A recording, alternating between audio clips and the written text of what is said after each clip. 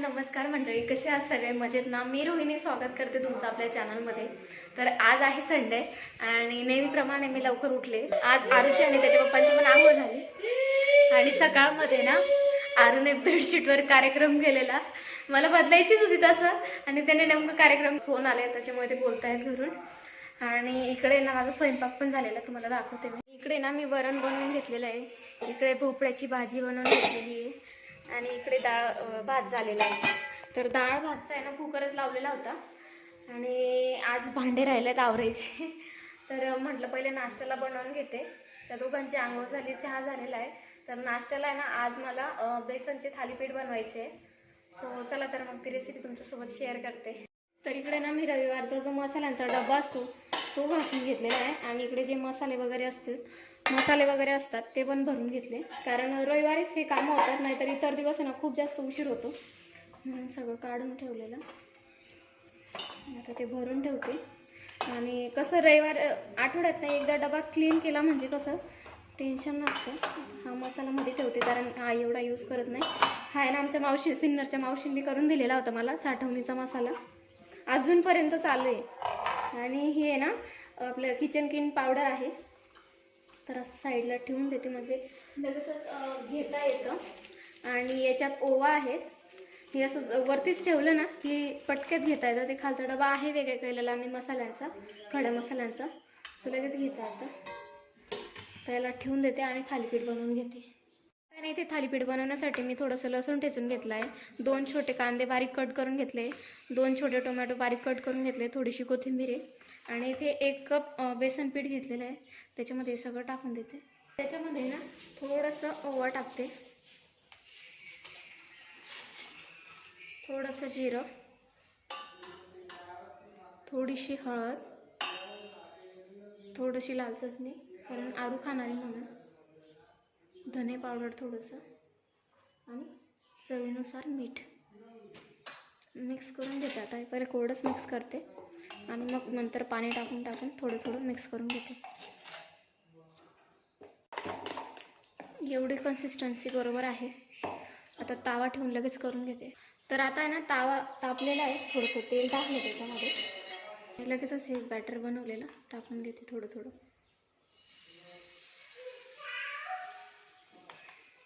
तर आता आहे ना याला झाकून कमी गॅसवर असं होऊ देते जरा वेळ, 2 ते 3 मिनटं. आता आहे ना 2 मिनटं झालेली, थोडंसं तेल लावते आणि मग हे करते.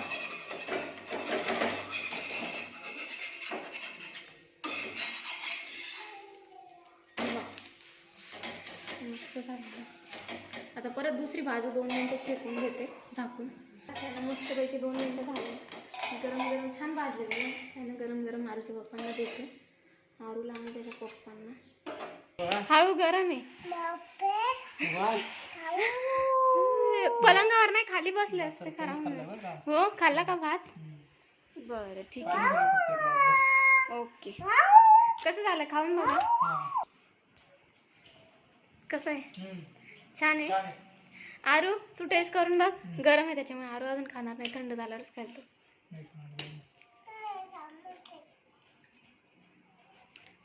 छान आहे बाळा. अरे वा, आरूचं पण फीडबॅक आला. झालं, आता मी माझ्यासाठी ट्राय करते. त्यांचा फीडबॅक येणं महत्त्वाचं असतं आणि मेन म्हणजे मी काही नवीन ट्राय केलं म्हणजे मी त्यांच्यावरच दोघांवर ट्राय करते, म्हणजे खाण्यासाठी देते त्यांना की कसं झालंय वगैरे. सो आता मी माझ्यासाठी बनवून घेते. तर आहे ना परत मी त्याच्यात थोडं पाणी टाकलं आणि पातळ केलं या कन्सिस्टन्सीचं, कारण तेव्हा आहे ना ते थोडं जाड जाड येत होतं ना, आता बरोबर असं पातळ आलं आणि मोठं पण आलं. त्याला झाकून ठेवते 2 मिनटं. माझ्यासाठी बनवलं आहे आणि आता ट्राय करून बघते कसं झालं.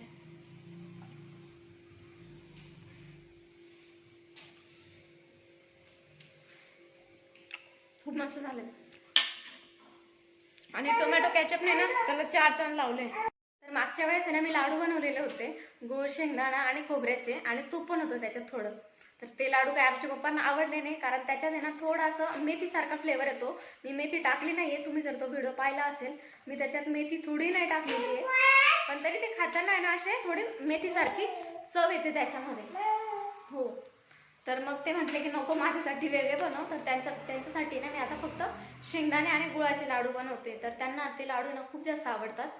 म्हणून आता त्यांच्यासाठी ना गूळ शेंगदाण्याचे लाडू बनवते. चला तर मग ते कसे बनवते ते तुम्हाला दाखवते. 1 वाटी शेंगदाणे घेतले, 1 वाटी गूळ किसून घेतलेला आहे. तर जे मागचे लाडू बनवले होते ना सेम प्रोसिजर आहे, फक्त जे मागचे लाडू बनवले होते त्याच्यामध्ये मी खोबरं टाकलेलं होतं आणि हे मिक्सरमध्ये दळताना आहे ना थोडंसं तूप टाकलेलं होतं. आता आहे ना शेंगदाणे थंड झालेले आहे आणि सेम मागच्या शेंगदाण्यांसारखं साल जेवढं निघालं तेवढं काढलेलं आहे आणि नाही काढलं तरी चालेल, काही प्रॉब्लेम नाही. टाकून घेते आणि याला आहे ना एकदा थोडंसं असं नॉर्मल एक ते 2 पल्समध्ये फिरवून घेते आणि त्यानंतर गूळ टाकून परत 1 ते 2 पल्स करून घेईल.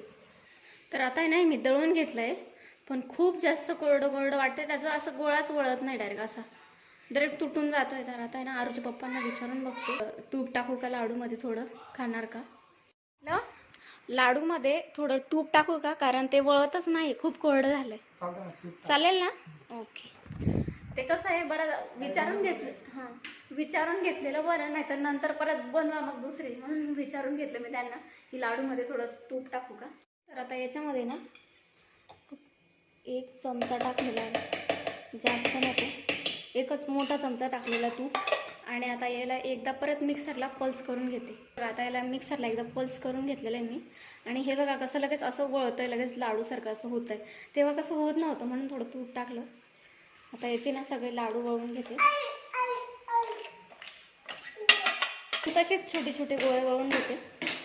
फायनली बनवून घेतले मी लाडू. आता किती झाले बघते, 1 2 3 4 5 6 7 8 9 10 11 12 13 आणि 14. त्या एका वाटीमध्ये 14 लाडू झाले आणि जी मागचे लाडू बनवलेले होते तर ती वाटी मोठी होती, तर त्याच्यामध्ये झाले होते आय थिंक 15 का 16 समथिंग काहीतरी झाले होते. टेस्ट करून बघा कसे झाले. छान झाले. घे रे आरू, ट्राय करून बघ तू पण. घे एक, अरे एकच घ्यायचंय, हा एकच घ्यायचंय, हा खाऊन बघ, तेवढा एक खा मग तुला आणखी देईन. खाऊन बघ कसे झाले, कसे झाले आरू, छान झाले. Okay thank you. आणि बाहेर आहे ना पाऊस चालू आहे, ते बरं झालं का लाडूचं वगैरे दळून घेतलं आणि लाईट पण नाही गेली अजून, नाही तर पाऊस सुरू झाला म्हणजे लाईट जातेच जाते. पण मग ते लाडू कसे झाले, छान. पण मला ना तेच आवडले होते कारण ते खूप भारी झाले. पण आरच्या पप्पांना आहे ना शेंगदाणे आणि शेंगदाणा आणि गुळाचेच खूप जास्त आवडतात, म्हणून त्यांच्यासाठी खास बनवले हे.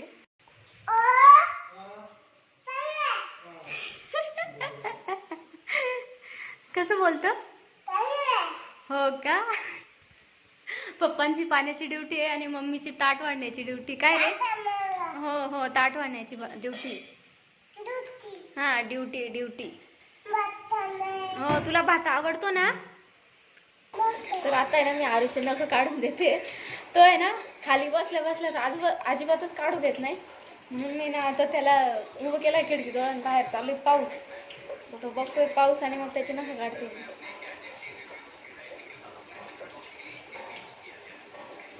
तर आता आहे ना केसांना मी हेअर टॉनिक बनवलेलं आहे आणि तेच लावते. मी बाथरूममध्ये आले ते लावण्यासाठी, कारण बाहेर ना डाग पडतात आणि शर्ट पण चेंज करून, माझा जो टी शर्ट होता तो पण चेंज करून घेतला. आणि याच्यामध्ये ना माझ्याजवळ कांद्याची साल नव्हती म्हणून मी याच्यात छोटासा कांदा टाकलेला, बाकी सेम. आणि याची रेसिपी मी तुमच्यासोबत शेअर केलेली आहे दुसऱ्या व्हिडिओमध्ये. आता मी व्यवस्थित लावून घेते. आणि काल आहे ना मला लक्षात नव्हतं राहिलं तेल लावायचं डोक्याला, म्हणून मी आज आहे ना हे हेअर टॉनिक बनवलं आणि हेअर टॉनिक लावून घेते.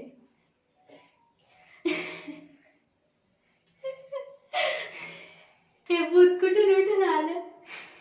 आता आहे ना मी हेअर टॉनिक लावून घेतलेलं आहे व्यवस्थित आणि मला थोडी ना थंडी वाजते, कारण बाहेर आहे ना आज खूप जास्त पाऊस झाला आणि अजून पण बारीक बारीक चालू आहे, त्याच्यामुळे मी इकडे ना माझ्यासाठी दूध ठेवलेलं आहे. तरी पण मी ना जे हेअर टॉनिक होतं ना ते असं थोडं कोमट असतानाच लावलेलं, म्हटलं थंडी वगैरे वाजेल म्हणून, पण तरी वाजूनच आली थंडी. म्हणजे जगात आहे ना सगळ्यात आठवण पडलेली असेल तर ती मीच असणार. खूप सगळ्या गोष्टी आता मी केस धुतले बाथरूममध्ये, मला तो फेस वॉश करायचा राहून गेला, आता फेस वॉश केला मी. मला ना माझं स्वतःवर हसू येत आहे, कारण मी लिटरली ना 4:30 पावणे 5ला केस धुतले आणि आता केस धुतल्यामुळे ना मला ते आठवण झालं. इंदू मावशी आणि आमच्या सिन्नरच्या मावशींना मला बोलायचं, आरू लहान असताना केस मला त्या धुवूच नाही द्यायच्या, आठवड्यातनं एकदाच धुवायला म्हणायच्या की जास्त केस धुवायचे नाही, बाळाला लगेचच सर्दी होते. आणि आरू तेव्हा खूप लहान होता. आम्ही जवळजवळ सिन्नरमध्ये आरू लहान असताना फक्त 1 वर्ष, आरू झाल्यानंतर 1च वर्ष राहिलो. त्याच्यानंतर लगेच नाशिकला घर घेतलं आणि तिकडे गेलो राहायला. आणि आता तिकडनं ट्रान्सफर झाला आणि आता इकडे फॅन खाली ना आता केस सुकवून घेते. आणि रोज रोज ड्रायर वापरावं पण नाही, कारण त्याच्याने ना आपल्या केसांचं जे नॅचरली ऑइल असतं ते जातं. त्याच्यामुळे एखादी वेळेस किंवा 2-3 वेळेस ठीक आहे महिन्यातनं, पण रोज रोज वाळवायचे नाहीत. आणि आता आहे ना माझे नख आहे ना तुम्हाला दाखवते मी, किती डायरेक्ट म्हणजे ते तुम्हाला दिसत असेल तिथे, मला माहीत नाही दिसतंय का नाही.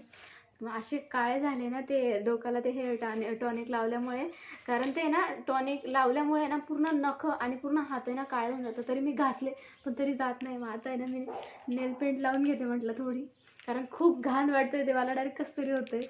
त्यामुळे मी आता आहे ना नेल पेंट लावून घेते. आणि बरेच दिवस झाले मी लावली पण नव्हती. आरू आरू लांब थांब. आणि मी काही करायला घेतलं म्हणजे ना की आरूने आलंच पाहिजे. आता मी लावून घेतली, मी लावून देते. आणि आरू इथं बाजूला बसलाय का मला पण लावून द्या म्हणे.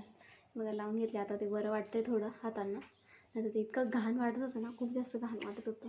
दाखव रे, तुला लावून देते, दाखव तुला लावून देते. पायाला लावून देऊ, दाखव. काल त्याच्या पप्पांनी लावून दिली त्याला, तर त्याने लावून घेतली आणि लगेच पुसून टाकली. आणि त्याच्या पप्पांना म्हणतो मला परत लावून दे म्हणून, त्याच्यावरच इतकं घाण खराब करून टाकला नख सगळा. ओके बस आता लावली आहे बघ, त्याला पण लावून दिली. ओके नाही नाही बस एकच बोटाला लावायची असते, जास्त नसती लावायची. आता ना आरूच्या पप्पांसाठी चहा ठेवून दिला. ते म्हटले का मला ना थोडं त्रास होतोय डोक्याला, आणि आरूने ना त्यांना झोपू पण दिलं नाही दुपारी, म्हणून आता ते कपडे प्रेस करताय. कारण उद्यापासून आहे 8 दिवस ऑफिस, हो ना. एवढे झाले तरी माझे केस वाढलेत, कारण सिल्कीत माझे केस थोडे म्हणून. आणि आता आहे ना आम्हाला बाहेर जायचं आहे. आरूचे कानातले जे आहेत ना, आम्ही जस्ट आताच नवीनच टाकले होते, म्हणजे ना संक्रांतीच्या वेळेसच टाकलेले आम्ही. तर तुम्हाला दाखवते मी. तो आला का, तो आता दूध घेण्यासाठी गेला त्याच्या पप्पांसोबत. तर त्याचं आहे ना असे स्प्रिंगचे आहेत, मध्ये असं डूल आहे कानातल्याला, आणि साईडने असं स्प्रिंग गेलेली, पण ती स्प्रिंग सध्या ना अशी निघून येते. तर तीच सोनाराकडून व्यवस्थित करून घ्यायची. तर त्याच्यासाठी आम्हाला जायचं आहे. तो आला की मी दाखवते तुम्हाला. खूप डेंजर, त्याला झोपताना लागतं आणि काही झोपला वगैरे किंवा कपडे काढताना वगैरे खूप जास्त अडकतं ते कानामध्ये. म्हणून म्हटलं आज करून घ्यावं ते कामं. मी ना सगळी तयारी करून घेतली, पण आता आरशात पाहिल्यावर कळालं मी टिकलीच लावली नाहीये. ॲक्च्युली मी ना जास्त करून टिकली लावत नाही, कारण माझं ना इथे गोंधळ आहे. त्याच्यामुळे टिकली लावली किंवा कुंकू लावला की इतकं खासखास होतं की मागे डायरेक्ट अक्षरशः जखम झाली होती. त्याच्यामुळे मी एवढं लावत नाही, फक्त कुठं जायचं वगैरे असलं त्यावेळेस लावते. तर तसं करू नये, पण मला आता त्याच्याने इन्फेक्शन होतं तिथे, त्याच्यामुळे मी लावत नाही सध्या. त्याच्यामुळे मी ना त्याच्यावर पावडर वगैरे लावते कधी कधी आणि मग लावते, पण तरी ते जरा वेळ झाल्यानंतर असं खासखास होतं. पण आता त्याच्यावर पण मी लवकरच काहीतरी जुगाड करणार आहे. सो आता पहिले टिकली लावून घेते. कसं दाखवतो, दाखव. सोड. हे बघा, हे असं पीळ आहे याला, आणि हे बघा असं निघून आलेला, म्हणजे ना पूर्णच निघतंय. तरी आम्ही दाबलंय ते बाकीचं घरी, पूर्णच निघायला आले. आणि खालचं डूल पण पडले त्याचे, ते सांभाळून ठेवले, ते आमच्या समोरच पडले. तिकडच्या कानाला नाही झालं, फक्त हे इकडचं खूप जास्त त्रास देतं त्याला. सो आता तेच हे करून घ्यायचे. कानातलं दुखतं ना तुझं? हो. आल्यावर ना एवढी खुशी काय होते काय माहिती, खूप जास्त खुशी होते मला. लहानपणा मस्त आहे वाजत. तुम्हाला काय वाटतं? तुमचा किस्सा खाली होतो म्हणून तुम्हाला काय वाटत नसेल. कानातलं तर काही भेटलं नाही, ते तिथले कारागीर नव्हते. पण आता मला चप्पल भेटली म्हणून मी चप्पल पाहायला चालू. चालेल, मस्त छान चप्पल. आता चप्पलच पाहायचं चालू. ना फायनली घरी आलो, आणि आम्ही ना तिकडनं येताना वडापाव आणला, सँडविच आणलेलं आहे, आणि आरूसाठी ना गोडशेव आणली, आणि बाकीचं काय आणलं ते पण दाखवते. पण पहिले ना वडापाव खाऊन घेते, कारण खूप जास्त भूक लागली. म्हणजे आम्ही ना जेवणच करून घेतलं, वडापाव वगैरे खाऊन घेतला, आणि लगेचच दुपारचा डाळ भात उरलेला होता तो मी गरम करून घेतला. मी दुपारचं कधीही टाकून देत नाही. आम्ही जर दुपारचं जास्त असलं तर आम्ही संध्याकाळी ते ॲडजस्ट करून आणि जेवण करून झाली, भांडं पण आवरून झाली. आणि आता काय काय आणलं ते दाखवते. तर एक आहे ना, मी 20वाला क्लिप आणला आणि येताना आहे ना लसूण संपलेला होता म्हणून मी लसूण पण आणला आणि त्याला ना तसं चाळणीत काढून ठेवला. थोडा ओला झालेला होता, म्हटलं थोडं सुकेल. आणि कोथिंबीर आणि आरूच्या पप्पांनी येतानाच काय म्हणतं आपलं दूध घ्यायला जातो तिथे मिरच्या विकत होते, तर तिथून मिरच्या आणलेल्या. तर करायला गेलो काय आणि आणलं काय, तर दुकानात गेलो आम्ही सोनाराच्या, पण ते म्हटले की आमचा कारागिरच नाही आलेला, आम्ही त्या दुकानात जातो तिथे. तर ते म्हटले की इतर डेटला या तुम्ही, पण आता इतर डेटला आमचं त्याच्यामुळे त्याला मलाच घेऊन जावं लागेल. सो आता बघते, उद्या परवा वेळ काढून मी नक्की जाऊन येते, कारण त्याचं ते बघणं खूप इम्पॉर्टंट आहे, कारण ते कशात पण अडकून जातं. मी चप्पल घेतलेली, तर ही स्लीपर टाईप आहे, ही घेतली मी. छान होती, मला खूप दिवसापासून हौस होती अशी चप्पल घ्यायची. आणि ही ना अशी काय म्हणते त्याला, रबर टाईप आहे, ही अशी मोडते पण ती, त्याच्यामुळे काही टेन्शन नाही. आणि खाली हे नाही काय म्हणतो त्याला आपण, असं दुसरं नस काय, मला ते सांगता येत नाही आहे, असं रबरी टाईप आहे आणि खूप मऊ आहे. आणि 150 रुपयाच्या मानाने ना खूप मस्त आहे. ते म्हटले की पावसाळ्यात खास एकदम मस्त अशी फोल्ड होते, पावसाळ्यासाठी तर खूप मस्त आहे असं तुमच्यासाठी, असं ते म्हटले दुकानवाले. तर म्हटलं आता बघू, पावसाळ्यात चालू ट्राय करून कशी आहे. सो आता वापरून बघते याला कशी आहे, उद्यापासून वापरायला सुरुवात करते. मला तर आहे ना खूप जास्त आवडली चप्पल. तुम्हाला कशी वाटली मला कमेंट करून नक्की सांगा. आणि आजचा ब्लॉग कसा वाटला हे पण मला कमेंट करून सांगा. आणि भेटूया असंच एका नवीन ब्लॉगमध्ये. तोपर्यंत take care and bye bye.